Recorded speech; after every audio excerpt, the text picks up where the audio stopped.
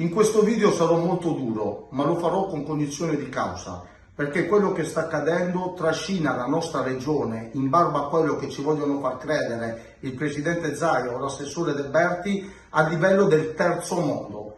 Vergogna a chi sta concependo questo sistema di trasporto e di infrastrutture. Appare questo avviso dove dice che le famose tratte di competenza regionale, quelle ferroviarie di competenza regionale, quelle che questi mesi hanno dato spettacolo facendo parlare di sé per i loro continui ritardi e disservizi, annunciano che ci saranno nella loro competenza sistemi territoriali SPA, GEPE, Infrastrutture Venete SRL, quindi aziende 100% controllate dalla regione, di proprietà della regione, con la governance nominata dalla regione e che rispondono al bilancio consolidato della regione.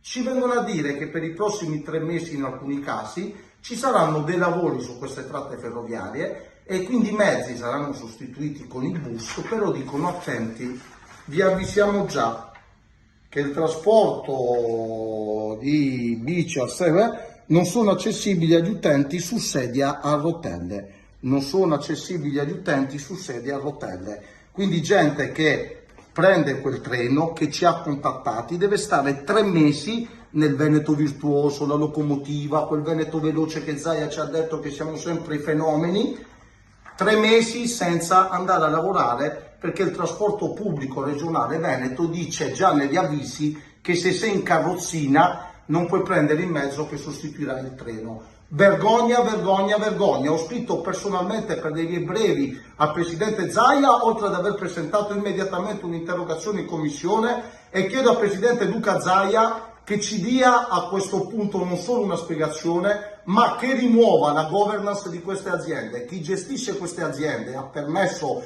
questo avviso pubblico in Veneto, degno da Striscia la Notizia, deve andare a casa, non può lavorare per la nostra regione. Noi siamo una regione inclusiva dove la mobilità è un diritto per tutti.